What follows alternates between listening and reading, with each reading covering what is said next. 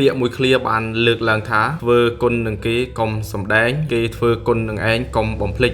ពាក្យហ្នឹងគឺមានន័យខ្លាំងណាស់បងប្អូនមានន័យថាបើយើងធ្វើគុណទៅលើនរណាម្នាក់យើងមិនបាច់ព្យាយាមសំដែងទេបើមិនតែយើងធ្វើគុណដោយចេញពីចិត្តហើយដល់ពេលគេធ្វើគុណនឹងឯងសូមកុំបំភ្លេចនោះមានន័យថានៅពេលដែលនរណាម្នាក់ធ្វើគុណមកលើយើងចូលយើងកុំបំភ្លេចនៅគុណឧបការៈដែលគេបានជួយយើងស្រោចស្រង់យើងផ្សេងជាដើមអញ្ចឹងទេនៅក្នុងថ្ងៃនេះខ្ញុំបាទគង់ការពិតជាមានសេចក្តីសុំនោះរីករាយក៏ដូចជាចង់ថ្លែងអំណរគុណយ៉ាងខ្លាំងក្រៃលែងទៅកាន់លោកអញ្ញាសឹមស៊ីដាបាទបងប្អូនគាត់បានជួយខ្ញុំដល់ធំធេងដែរកាលពីប្រហែលជាបងប្អូនចាំនៅក្នុងរឿងកាលពី5ខែមុនដែលខ្ញុំបានជួបជួសភ្លៀងហើយបន្ទាប់ពីជួបជួសភ្លៀងមកគឺខ្ញុំគ្មានលុយនៅក្នុងខ្លួនសូម្បីតែជិះតាក់ស៊ីទៅស្រុកក្នុងពេលហ្នឹងប៉ុន្តែជាសំណាងល្អបានលោកអញ្ញាសឹមស៊ីដាគាត់បានជួយខ្ញុំនៅទឹកប្រាក់ចំនួន$500ហើយការជួយរបស់គាត់ក៏គាត់មិនបានសម្ដែងចង់បានមុខមាត់ទេពេលហ្នឹងគាត់ជួយខ្ញុំស្ងាត់ដែរទេគាត់ដឹងពីទុក្ខលំបាកខ្ញុំគាត់ដឹងថាខ្ញុំអត់មានលុយអញ្ចឹងក៏គាត់បានជួយខ្ញុំ$500អញ្ចឹងមកដល់ថ្ងៃនេះខ្ញុំអត់ភ្លេចគុណគាត់ទេហើយនៅក្នុងកម្មវិធីនេះគឺកម្មវិធីដែលខ្ញុំកំពុងចូលរួមនេះគឺជាកម្មវិធីរបស់លោកអញ្ញាសឹមស៊ីដាដែលគាត់បើកសម្ពុតហាងថ្មីរបស់គាត់បាទដែលមានឈ្មោះថា HB សបាយនៅក្នុងហាងនេះគឺម្ហូបឆ្ងាញ់សឹងតែគ្រប់មុខហើយនឹងបម្រើសេវាកម្មអីគឺល្អឥតខ្ចោះតែម្ដងចឹងទេក្នុងវីដេអូនេះខ្ញុំមិនមានអីច្រើនទេខ្ញុំគ្រាន់តែចង់សម្ដែងនៅការដឹងគុណនៅការដែលគេបានធ្វើគុណមកលើយើងបងប្អូនខ្ញុំចង់បញ្ជាក់នៅកំឡុងពេល5ខែមុនប្រហែលជាបងប្អូននៅចាំមួយចំនួនអាចនៅចាំដែលខ្ញុំបានជួបភ្លៀងរោងទទួលនៅការវាយប្រហារបែបនេះបែបនោះអ្នកខ្លះចោតខ្ញុំកេងប្រវាញ់អីផ្សេងខ្ញុំសុខចិត្តខំមុតសង្កត់ចិត្តមិននិយាយមិនស្ដីអីទាំងអស់សុខចិត្តយប់ឡើងដេកយំដេកទឹកភ្នែកដោយខ្លួនឯងដេកអន់ចិត្តដោយខ្លួនឯងចំពោះការលះបង់ដែលយើងមិនបានអ្វីទៅសោះហើយត្រូវបានរងការវាយប្រហារខ្ញុំបានលះបង់អស់ហើយម៉ូតូកង់ឡានលុយកាក់ផ្សេងចុងក្រោយខ្ញុំមានលុយតែ$60នៅក្នុងខ្លួនសឹងតែលុយឬបន្ទប់ដូរពីបន្ទប់មួយទៅបន្ទប់មួយលុយជួលឡានដល់អីវ៉ាន់ក៏ខ្ញុំមិនចង់មានផងហើយនឹងលុយជិះតាក់ស៊ីទៅស្រុកក៏ខ្ញុំមិនចង់មានដែរពេលហ្នឹងប៉ុន្តែអ្វីដែលខ្ញុំអរគុណជាធំធេងបំផុតគឺលោកអញ្ញាសឹមស៊ីដាដែលគាត់បានមានសន្តានចិត្តនៅក្នុងការជួយសង្គ្រោះខ្ញុំក្នុងគ្រាដែលខ្ញុំជួបទុក្ខលំបាកមែនទែនពេលនោះដែលខ្ញុំអត់លុយចំដែលខ្ញុំអត់លុយនៅក្នុងពេលនោះសូម្បីតែកូនខ្ញុំឈឺក៏ខ្ញុំគ្មានលុយយកកូនទៅពេទ្យខ្ញុំគ្មានអីច្រើនទេមានតែការអរគុណថ្លែងអំណរគុណទៅកាន់លោកអញ្ញាសឹមស៊ីដានេះរូបគាត់ដែលខ្ញុំកំពុងតែថតជាមួយគាត់បងប្អូនខ្ញុំកំពុងធ្វើការថតជាមួយគាត់នេះគឺជាលោកអញ្ញាសឹមស៊ីដាគាត់បានមានទឹកចិត្តសន្តោសប្រណីដល់ខ្ញុំមែនទែនខ្ញុំអត់មានអីទេមានតែការអរគុណច្រើនសូមជូនពរលោកអញ្ញាសុខភាពល្អសំណាងល្អហើយក្រុមហ៊ុនអាជីវកម្មផ្សេងកាន់តែដំណើរការល្អទៅមុខដូចជាអស់លោកលោកស្រីអ្នកកញ្ញាជាពិសេសក៏សូមអនុញ្ញាតគោរពជំរាបសួរទៅកាន់បងប្រុសលោកអញ្ញាសឹមស៊ីដាបាទហើយបងប្អូនបានស្គាល់ខ្ញុំហើយខ្ញុំមិនមែនជាតារាល្បីទេប៉ុន្តែធ្លាប់ល្បីបាទថ្ងៃនេះខ្ញុំបាទមានវត្តមាននៅក្នុងការផ្ដល់កិត្តិយសនៅក្នុងការចូលរួមនៅក្នុងកម្មវិធីសម្ពោធហាងរបស់ HB សបាយ HB បាទដែលមានការផ្ដល់កិត្តិយសក៏ដូចជាការផ្ដល់វត្តមាននៅក្នុងការចូលរួមពីសំណាក់បងប្រុសខេមវិសាខបាទគាត់បានផ្ដល់កិត្តិយសឲ្យខ្ញុំចូលរួមក្នុងថ្ងៃនេះហើយអ្វីដែលខ្ញុំចង់រំលឹកទៅក្រោយវិញគឺខ្ញុំឡើងមកនេះគឺខ្ញុំគ្រាន់តែចង់សម្ដែងនៃការដឹងគុណបាទទៅកាន់បងប្រុសអញ្ញាសឹមស៊ីដាបាទដែលគាត់ធ្លាប់មានគុណមកលើខ្ញុំបាទគុណនេះគឺជាគុណបំណាច់ដ៏ធំធេងនៅក្នុងថ្ងៃមួយកំឡុងប្រហែលជា5-6ខែមុនដែលជីវិតខ្ញុំបានធ្លាក់ដល់ចំណុច01បាទចំណុច01ដែលខ្ញុំកំពុងតែមានវិបត្តិហើយខ្ញុំរងការវាយប្រហារផងអីផងហើយខ្ញុំក៏មានវិបត្តិនៃការចុះប្រកាន់អីផ្សេងហើយទន្ទឹមនឹងនោះបាទខ្ញុំបានខ្វះខាតបាទពេលនោះគឺខ្ញុំគ្មានលុយនៅក្នុងខ្លួនទេ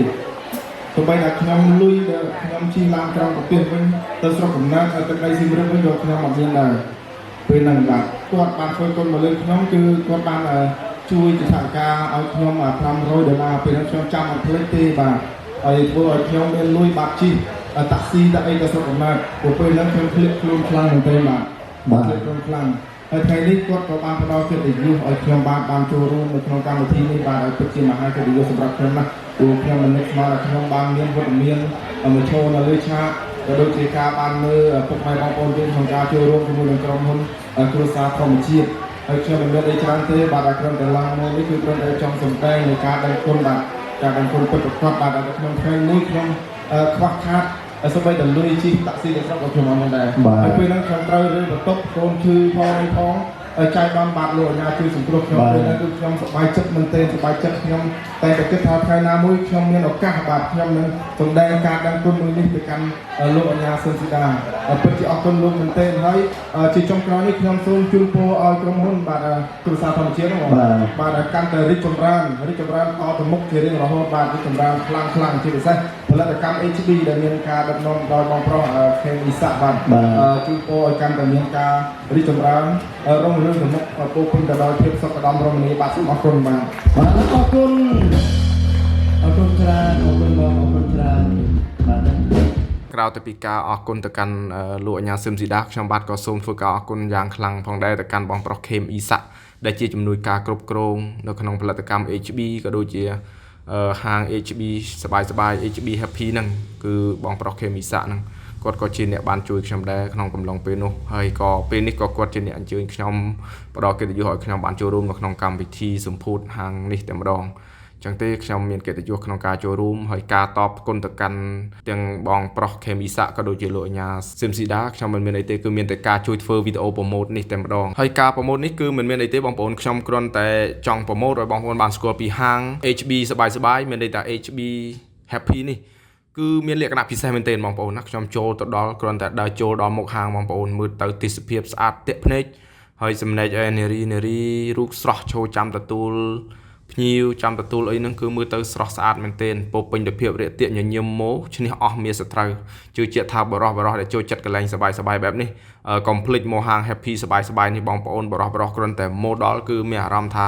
ចាយលុយចំគោលដៅចាយលុយដោយគ្មានការសោកស្ដាយ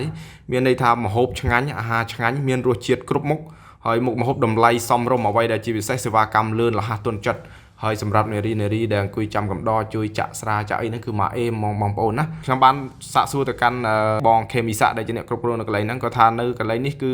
នារីមិនបានជាបដោតខ្លាំងពេកទេសម្រាប់បរោះដែលថាចង់ទៅសបាយហើយមានលុយធីបប្រមាណ$2 $3 ក្តី $5,000 $10,000 ក្តីពួកគាត់រីករាយនៅទទួលយកហើយក៏រីករាយនឹងបម្រើសេវាកម្មមិនមានដូចនៅក្នុងការផុសមួយប្រមាណខែមុនប្រមាណថ្ងៃមុនថា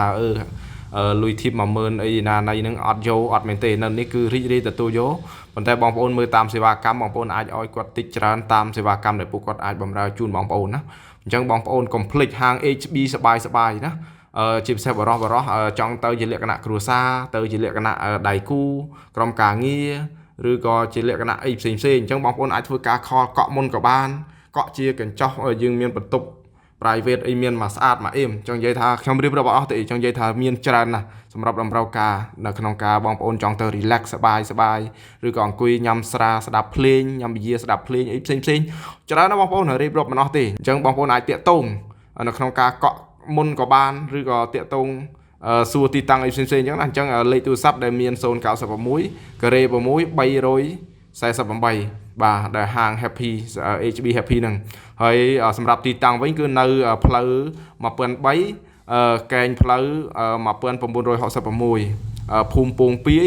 សង្កាត់ភ្នំពេញថ្មីរាជធានីភ្នំពេញបាទក្រោយផ្សារថៃហួតណាបងប្អូនអត់មានប្របាក់រោទេនៅម្ដុំសែនសក់គឺនឹងទេណាអញ្ចឹងបងប្អូន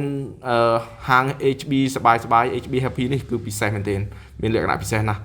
បងប្អូនជឿថាចូលហើយមិនខកចិត្តអញ្ចឹងបងប្អូនចង់សាកល្បងអាចទៅសាកល្បងបានណាបងប្អូនណាសាកល្បងបានសូមអរគុណសូមជម្រាបលា